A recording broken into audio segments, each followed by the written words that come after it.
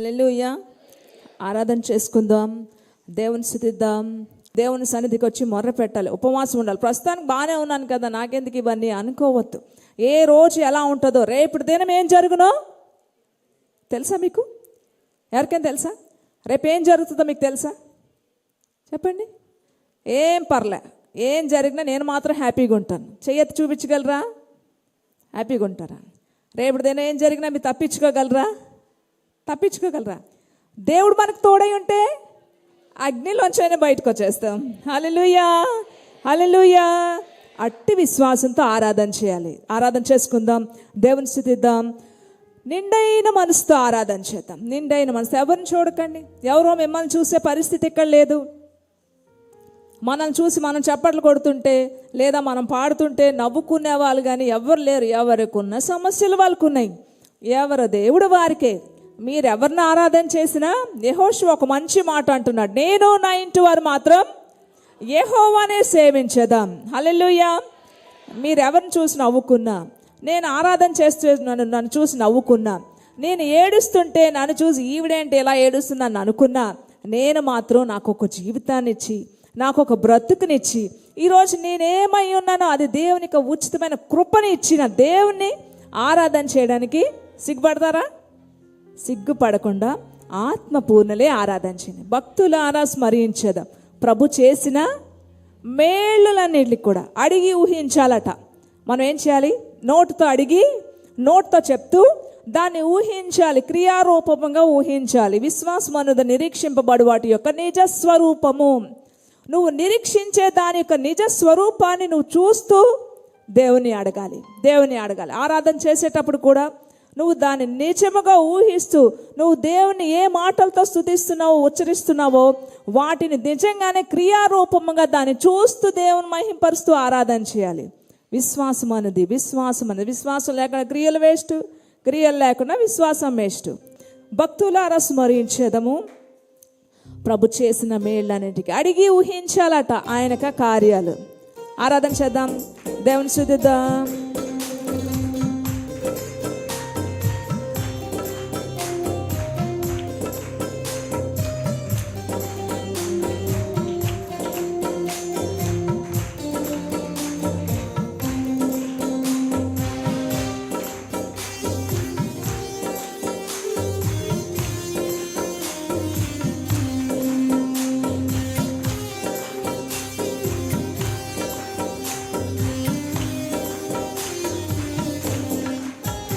భక్తులారా స్మరించెదము ప్రభు చేసిన మేలులన్నిటి. చెప్తారా? వెనకాతల పాడండి, అందరూ పాడండి, బ్రదర్స్ పాడాలి, సిస్టర్స్ ఆకర్ చేసిన ఉన్నవారు అడిగి ఊహించు వాటి కన్నా మరి అడిగి ఊహించు వాటి కన్నా మరి సర్వము చక్కగా చేసి మరలా బిగ్గరగా.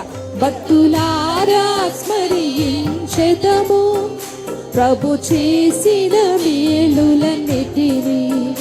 భక్తులారా స్మరించెదము ప్రభు చేసిన మేలులన్నిటిని. గాలి తుఫానులను గద్దించి బాధలను తొలగించాడు. శ్రమలలో మనకు ఆయన తోడై ఉన్నాడు. బయలుపరచెను తన కృపని మన శ్రమల్లో మనకు తోడై ఉండి ఎంతగా ఆయన కృప మనకు తోడై ఉందో దాని ద్వారా బయలుపరిచాడట దేవుడు.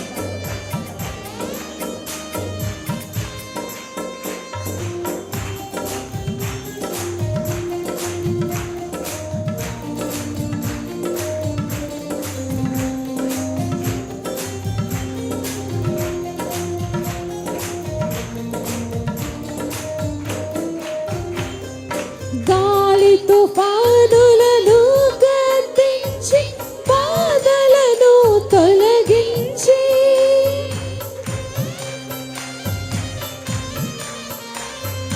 గాలి తుఫానులను గద్దించి బాధలను తొలగించి శ్రమలలో మనకు తోడై ఉంది.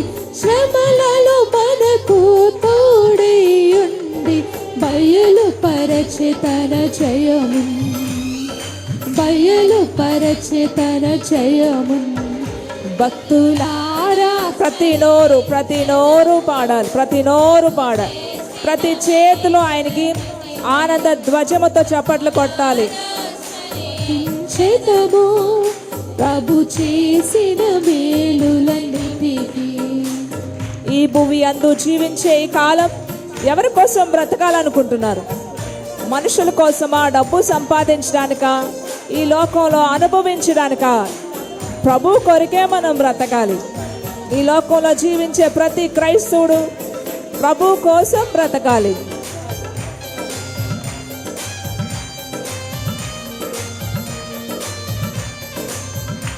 ఆఖరిలో హల్లెలూయా అనేటప్పుడు ఆరాధనకి ప్రతి ఒక్కరు కూడా చేతులు పైకెత్తి ఆత్మపూర్ణలే ఆరాధన చేద్దాం.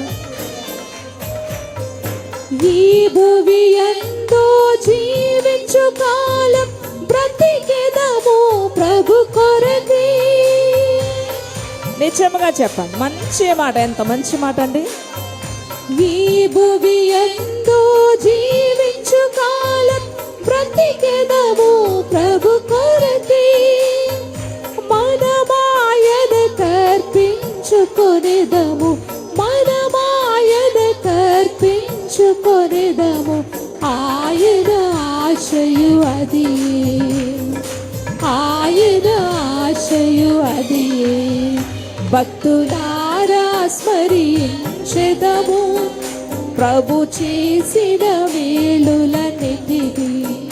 భక్తులారా స్మరించెదము ప్రభు చేసిన మేలులన్నిటికీ. ఇంకా కొంచెం కాలమే మిగిలి ఉన్నది. మనకి చాలా తక్కువ సమయం ఉంది. ఎవరిని దర్శించుకోవడానికి? ప్రభువుని దర్శించుకోవడానికి చాలా తక్కువ సమయం ఉంది మనం. అందుకే మన హృదయాలు తెరిచి మహిమపూర్వకంగా ఆయన ఆరాధన చేద్దాం.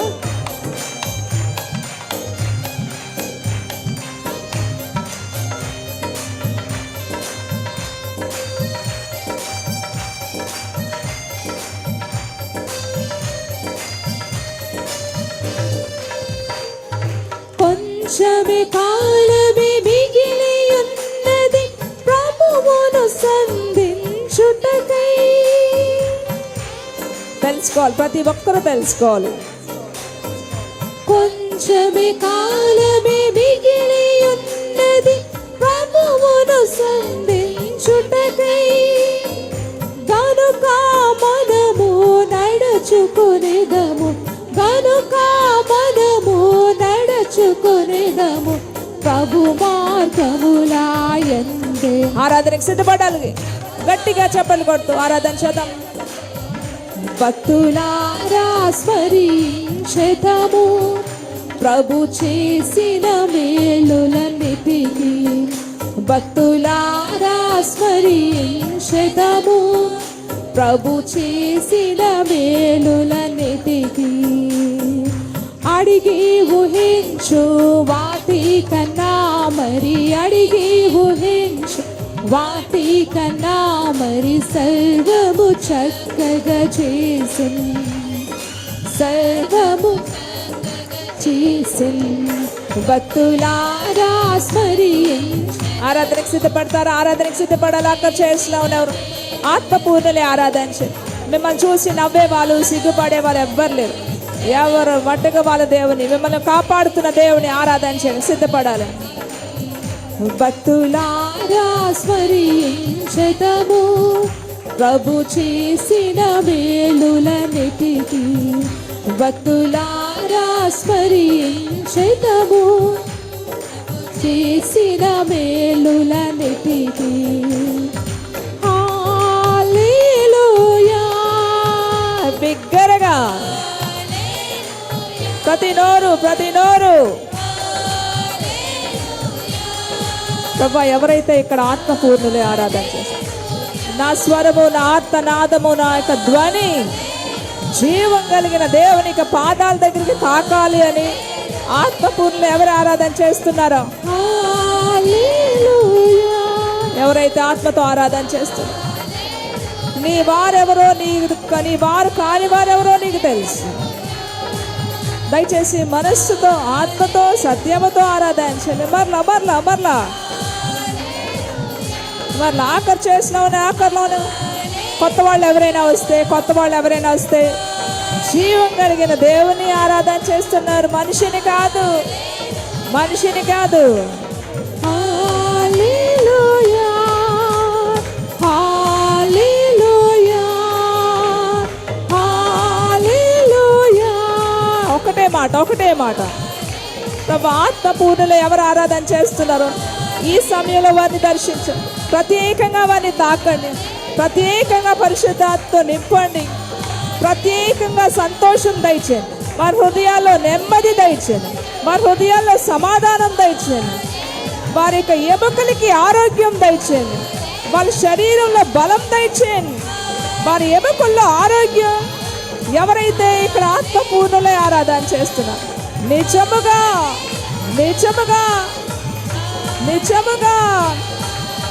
ఎవరైతే ఆత్మతో ఆరాధన చేస్తున్నారు, పరిపూర్ణమైన మనస్సుతోనైనా కన్నీటితో నిన్ను ఆరాధన చేస్తున్నారో, గొప్ప సమాధానం, హృదయంలో నెమ్మది, గొప్ప ఆనందం, శ్రమలలో ధైర్యం దయచేయండి, కష్టంలోనైనా ఎదురు పోరాడే శక్తిని దయచేయండి, గొప్ప ధైర్యం దయచేయండి, ఇప్పుడే సంతోషం, ఇక్కడే ఆనందం దయచేయండి, మీ బలముతో నింపండి. హల్లెలూయా, హల్లెలూయా, హల్లెలూయా, హల్లెలూయా, హల్లెలూయా, హల్లెలూయా, హల్లెలూయా, హల్లెలూయా, హల్లెలూయా, హల్లెలూయా, హల్లెలూయా, హల్లెలూయా,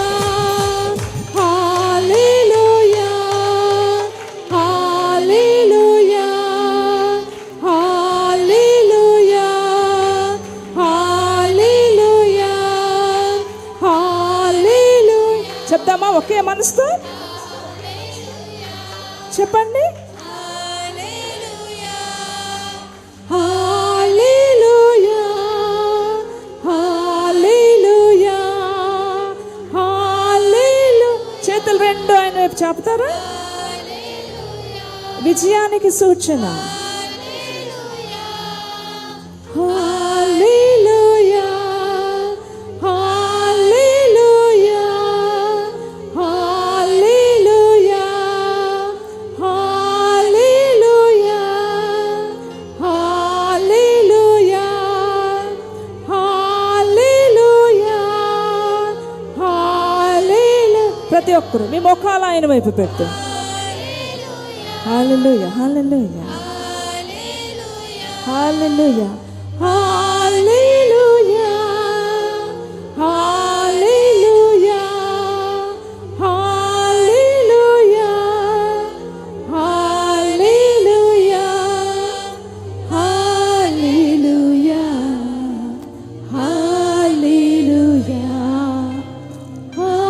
హల్లెలూయా, హల్లెలూయా, హల్లెలూయా, హల్లెలూయా. బిగ్గరగా హల్లెలూయా, ప్రతి నోరు హల్లెలూయా, హల్లెలూయా, హల్లెలూయా, హల్లెలూయా, హల్లెలూయా, హల్లెలూయా, హల్లెలూయా, హల్లెలూయా, హల్లెలూయా.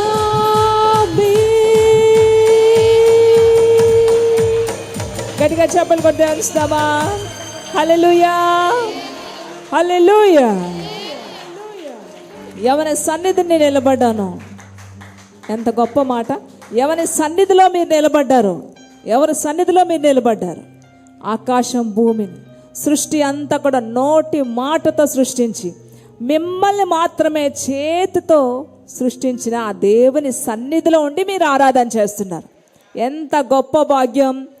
భాగ్యంగా ఎంచుకున్నారా? భారంగా ఎంచుకున్నారా? భారమా? భాగ్యం. గట్టిగా చెప్పండి కూడా దేవుని సుధా. సమస్త మహిమ ఘనత ప్రభావం ఆయనకే చెల్లును గాక. ఆమేన్, ఆమేన్, ఆమేన్. ఈ దేవునికి ఏమి ఇవ్వగలం? మన ప్రాణాలు నిత్యము కాపాడుతున్న దేవునికి ఏమి ఇవ్వగలం? మొక్కాళ్ళ మీదకి వెళ్దాం.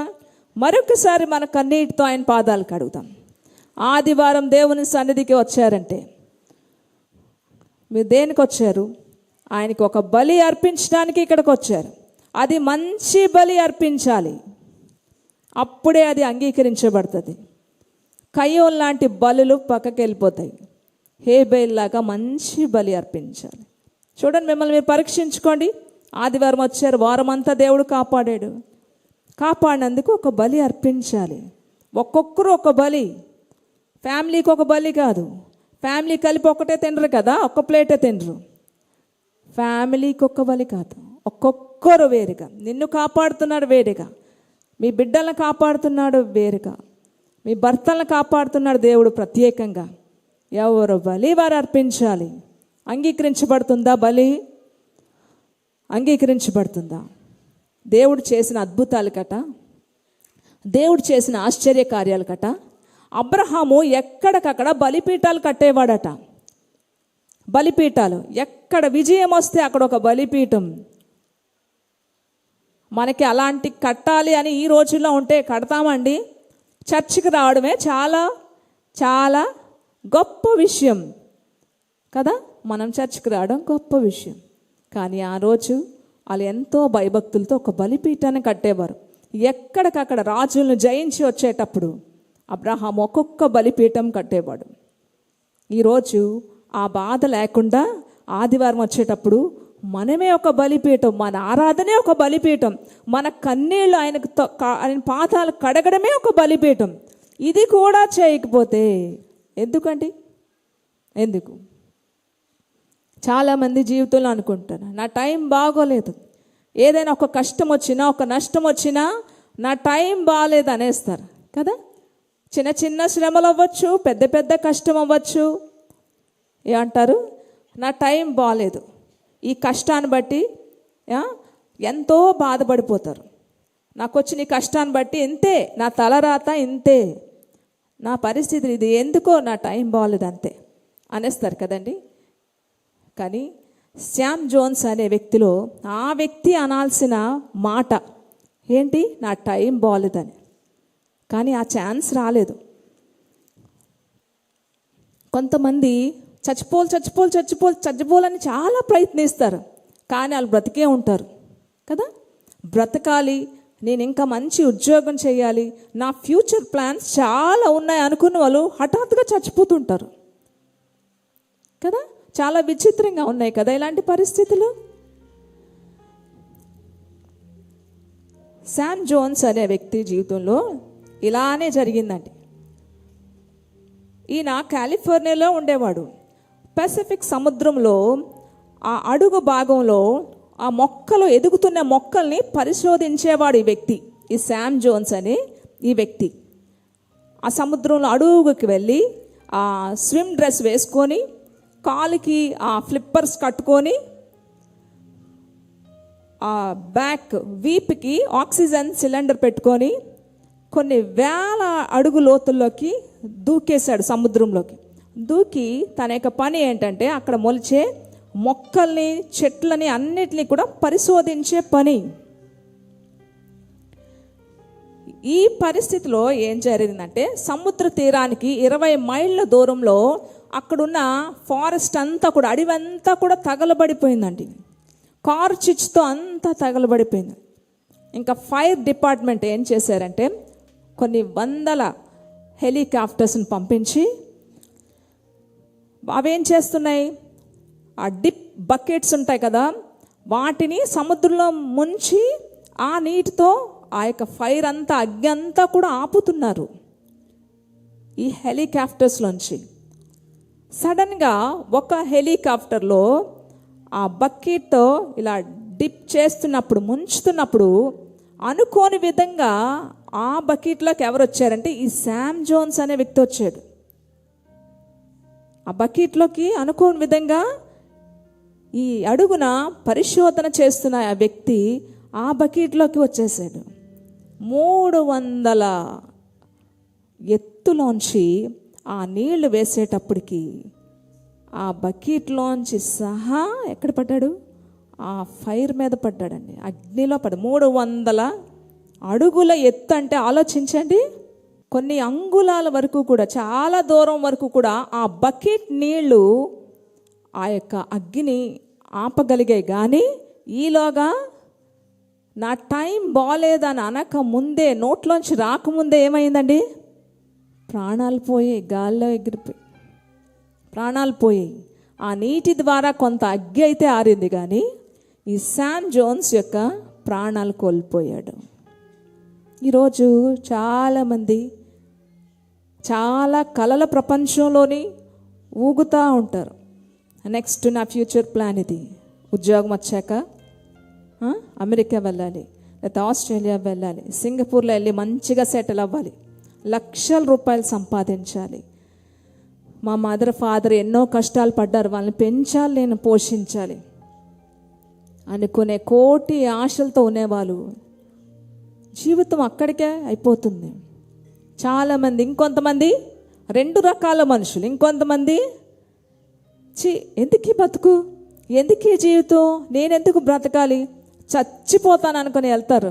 చావు రాదు వాళ్ళకి, చావు రాదు.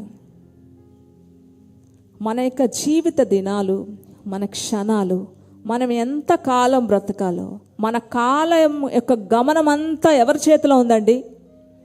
దేవుని చేతిలో ఉంది, దేవుని చేతిలో ఉంది. ఎన్నో కలలతో హైదరాబాద్ నుంచి బెంగళూరు కదండి, ఎంత చిన్న వయసు, బస్సులోనే ఉడికిపోయారు, పసిపిల్లలు ఉడికిపోయారు, కుటుంబాలు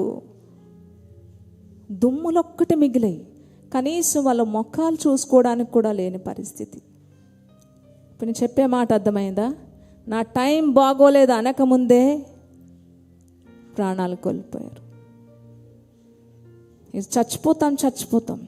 దేవుని చిత్తంలో, ఏర్పాట్లో నువ్వు ఉండడానికి దేవుని పాదాలు పట్టుకొని బ్రతిమలాడుకోవాలి. అంతే అంటారా?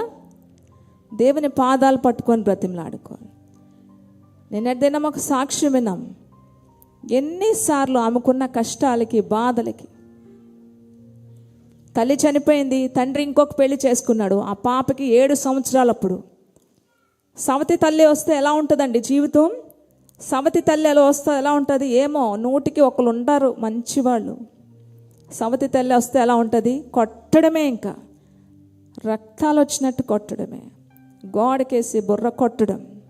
సొంత పిల్లల మీద ఉన్న ప్రేమ వేరే వాళ్ళకి పుట్టిన వాళ్ళ పిల్లల మీద ఉంటుందా? అందుకే చాలామంది తల్లులు ఏం చేస్తారో తెలుసా? ఈ పరిస్థితి వస్తుందనే తల్లితో పాటు పిల్లల్ని కూడా చంపేస్తారు. ఎందుకంటే వాళ్ళకి తెలిసి ఈ పరిస్థితి, నేను చచ్చిపోతే ఇంకొక ఆమె వస్తుంది, ఆవిడతో నా పిల్లలు బాధలు పడకూడదు. అందుకే చాలామంది పిల్లల్ని చంపేస్తుంటారు వెంటనే. ఎంత ఘోరం కదా! ఎన్నో కష్టాలు. 7 సంవత్సరాలప్పుడు తండ్రే వేరే వాళ్ళకి కవులకి అమ్మేశాడు. ఆ పాప చేత ఎన్నో పనులు చేయించి కొట్టి తిండి పెట్టకుండా పారిపోయింది.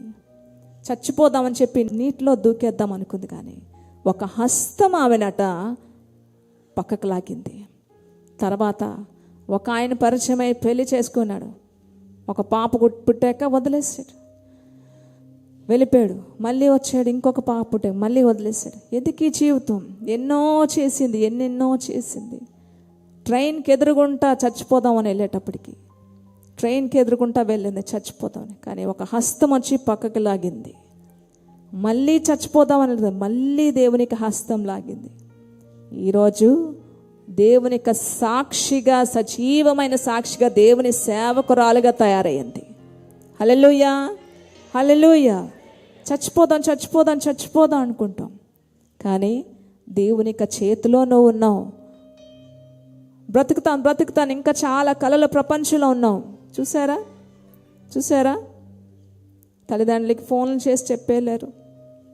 అక్కడ చేరిపోయాక మళ్ళీ ఫోన్ చేస్తానన్నారు, కానీ మధ్యలోనే జీవితం ఆవిరైపోయింది. అందుకని నేనేమై ఉన్నానో ప్రతి నోరు చెప్పాలి. దేవుని యొక్క ఉచితమైన కృప. ప్రతి ఒక్కరూ మరొకసారి ఆయన పాదాలు కన్నీటితో కడుగుదామండి. మరొక్కసారి కన్నీటితో ఆయన పాదాలు కడుగుదాం. ఇన్ని పరిస్థితులు చూస్తున్నప్పుడు నేను చచ్చిపోదామన్నా ఎందుకు చచ్చిపోలేకపోతున్నాను? దేవుని ఏర్పాట్లో నువ్వు ఉన్నావు. అలాగని చచ్చిపోయిన వాళ్ళు అందరూ లేరా? లేదు. వాళ్ళకి సమయం అంతవరకే దేవుడు ఇచ్చాడు. నీకు ఇచ్చిన జీవితాన్ని బట్టి నువ్వు దేవునికి కృతజ్ఞత కలిగి ఉండి ఆయన పాదాలు కన్నీటితో కడగాలి. కడుగుతారా? ఆయన పాదాలు కన్నీటితో కడుగుదామా? యేసయ్యా నాకంటూ ఎవరు లేరయ్యా, యేసయ్యా నాకంటూ ఎవరు లే. చెప్పండి మనసుతో. నిన్ను నమ్మినే బ్రతుకుచుంటిని, నిన్ను వెదకుచు పరుగెత్తుచుంటిని, నిన్ను నమ్మినే బ్రతుకుచుంటిని, నిన్ను వెదకుచు పరుగెత్తుచుంటిని. చూడు యేసయ్యా, నన్ను చూడు యేసయ్యా, చేయి పట్టి నన్ను నీవు నడుపు యేసయ్యా.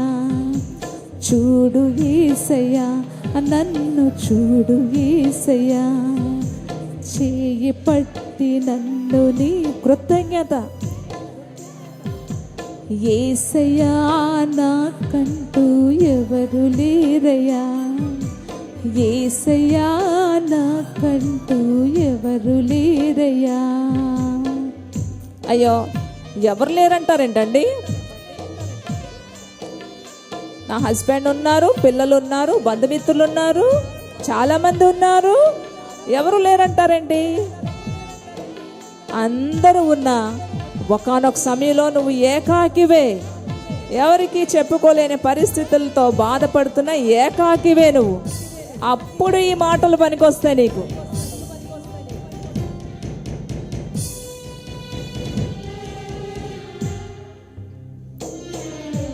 కలతలెన్నో పెరుగుతుంటే కన్నీరైతిని, బయట చెప్పుకోలేక మనసు నేర్చితిన్. నిజమే. ఎంతమంది ఇక్కడ ఉన్నారు ఇలాంటి పరిస్థితిలో?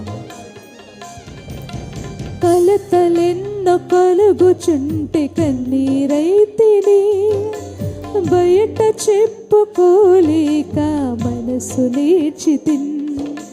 లేరు ఎవరు వినుటకు, రారు ఎవరు కనుటకు, లేరు ఎవరు వినుటకు, రారు ఎవరు. చూడు అయ్యా, చూడు యేసయ్యా, నన్ను చూడు యేసయ్యా, చేయి పట్టి నన్ను నీవు నడుపు యేసయ్యా.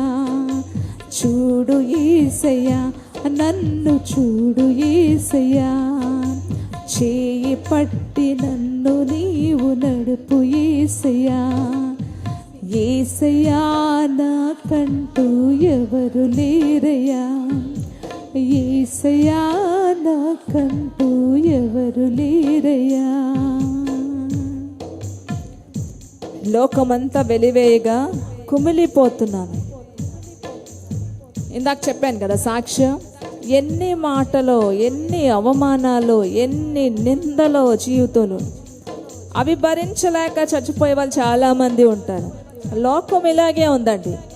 అయ్యో ఈ పరిస్థితిలో ఉంది కదా, ఆదరిద్దాం, ఓదారుద్దాం, ఒక పూట అన్నం పెడదామనే లోకం కాదు. కానీ యేసయ్య మంచి దేవుడు, యేసయ్య మంచి దేవుడు. లోకమంత వెలివేయగ కుమిలిపోతిని, నమ్మిన వారు నన్ను వీడగ భారమాయెను.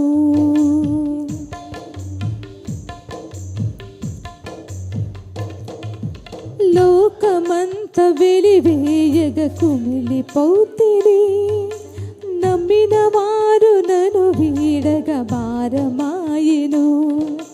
లేరు ఎవరు వినుటకు, రారు ఎవరు కనుటకు, లేరు ఎవరు వినుటకు, రారు ఎవరు కనుటకు.